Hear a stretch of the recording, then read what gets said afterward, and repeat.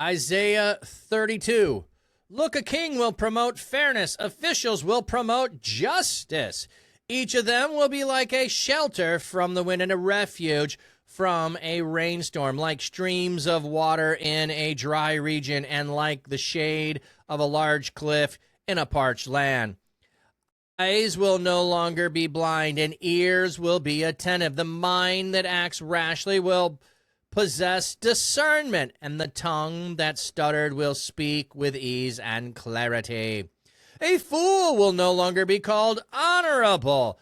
A deceiver will no longer be called principal. For a fool speaks disgraceful things. His mind plans out sinful deeds. He commits godless deeds and says misleading things about the Lord. He gives the hungry nothing to satisfy their appetite and gives the thirsty nothing to drink. A deceiver's methods are evil. He dreams up evil plans to ruin the poor with lies, even when the needy are in the right. An honorable man makes honorable plans. His honorable character gives him security. You complacent women, get up and listen to me. You carefree daughters, pay attention to what I say.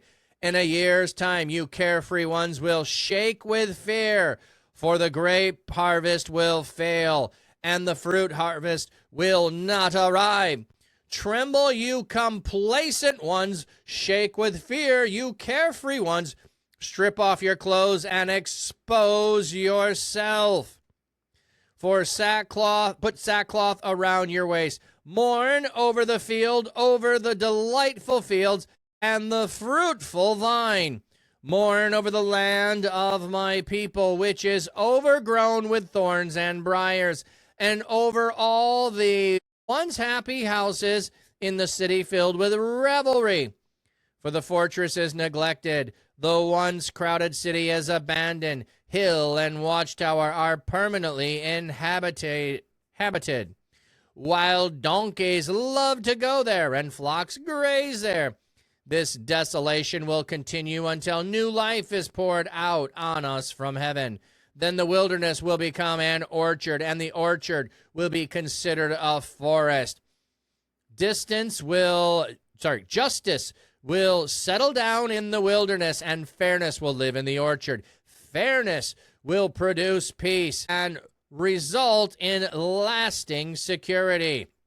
Many people will live in peace and settlements, in secure houses, and in safe, quiet places. Even if, if the forest is destroyed, the city is annihilated, you will be blessed, you who plant seed by all the banks of the streams, you who let your ox and donkey graze. All right. Okay, so remembering, I believe, the word fairness here is usually translated righteousness, which is another reason why I really do not like fairness. I don't think righteousness and fairness are the same. Righteousness is a standard. Fairness is not a standard to me. Fairness is outcome. So that's why I would never translate righteousness as fairness, but they have made a decision to do that. They think it translates to more people understanding what's going on in the text rather than righteousness, but I'm sorry, I like righteousness. Righteousness is a standard that God sets, and it's not necessarily fair to have to live up to the standard of righteousness, but fair is relative, isn't it? And since God said it, it doesn't matter if it's fair. That's the standard. So, and I'm not going to go down that track. I've done it many times. So, anyway, look, a king will promote fairness, righteousness. Officials will promote justice. So we're going to have a change. What has been happening is injustice, and each of them will be like a shelter for the wind and a refuge in a rainstorm. So we're going to have a turn that is going to shift to the right outcome and right leaders actually doing what they're supposed to. They're going to be shade. They're going to be like rain in a dry land. They're going to be everything that you need. Eyes will no longer be blind, ears will be attentive. The mind of one who acts rashly will possess discernment. The tongue of one who stutters will ease and speak with clarity. So we've got a whole bunch of change. The world as we know it is going to shift and change. And those people who have been downtrodden, those people who have not had are going to have. But also what we have is the fool is going to quit being called honorable, and the deceiver is going to be quit called being principled, and the fool will speak disgraceful things. In his mind, his plans out sinfulness. He commits godless deeds and speaks meaningless things. So we're going to finally identify people for who they are instead of, like the emperor who has no clothes, say he has a wonderful outfit when he's walking around naked. We're going to quit being fools and quit elevating fools and that kind of thing. A deceiver's methods are evil. He dreams up evil plans to ruin the poor with his lies, even when the needy are in the right. An honorable man. So we're getting the contrast between the two of them. In case you don't know, the evil person does evil things. The honorable person does honorable things. Honorable man makes honorable plans. His honorable character gives him security. So we have the flip of what is going to be. And now we shift to a different audience. You complacent women. Let me see what we have on the footnote here for complacent. Self-assured, you who are at ease. You who are at ease, I like that. Self-assured, I don't like so much. Like self-assured, like what it is here in some ways, I think the complacent women, this is the wealthy women who have not had to worry about the war. They have had enough food to eat and drink. They have not been in the struggle and in the suffering. They have been able to be in their household away from all of the horrible things that are going on. You carefree daughters of Zion, or you carefree daughters. So the complacent women, the carefree daughters, you have nothing, you have no worries. Those with no worries who are in the wealthy, well-established, who are not helping the poor, in a year's time, the carefree ones will shake with fear. It's all about to end. The grape harvest is going to fail. The fruit harvest will not arrive. Tremble, you complacent ones. Shake with fear, you carefree ones. Strip off your clothes and expose yourself. Put on sackcloth around your waist. Mourn over your field, over the delightful fields, the fruitful vine. Mourn over the land of my people, which is overgrown with thorns and briars, and over once happy houses. You are fat in luxury. Exactly. They are fat in luxury. They have not been feeling the sting of what is coming. And in a year's time, it's going to be all up in their face, and they're going to be struggling, and they won't know how to deal with it. You are a city filled with revelry. You are fat and happy. It's going to go away.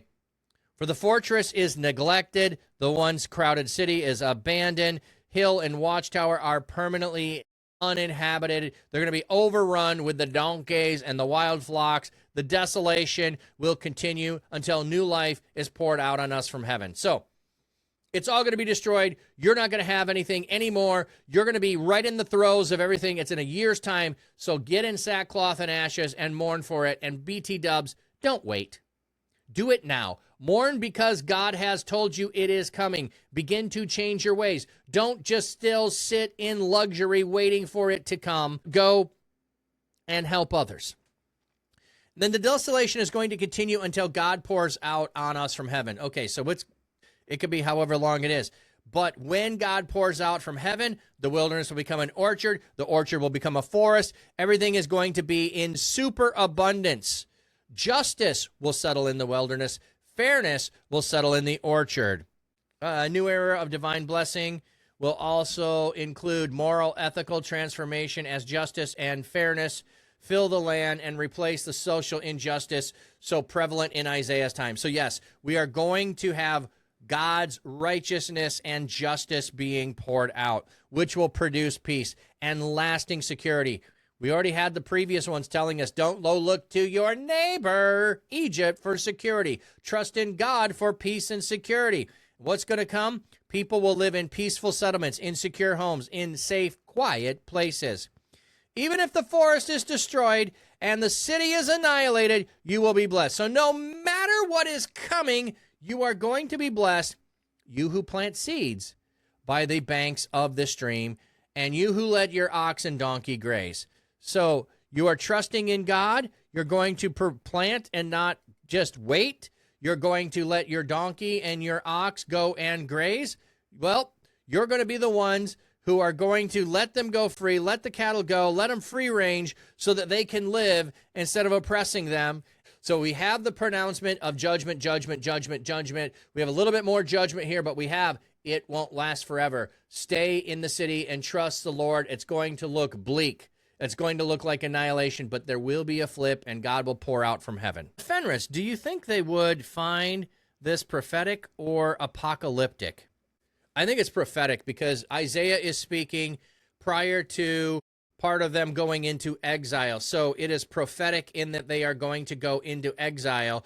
So then the other part that's prophetic is God will deliver them out of exile at some point. So I think it's prophetic. Anything that is apocalyptic, I still think is prophetic too. So there has to be something that is in the immediate context of the generation who is receiving it, so that there is evidence of the truthfulness of it so that they can hold on to it if there's an apocalyptic presence of that additionally, if that makes sense, Fenris. Jordan Williams Gaming in the house. Loved the podcast last night, friend. Loved the podcast. Well, so good. Such a good time.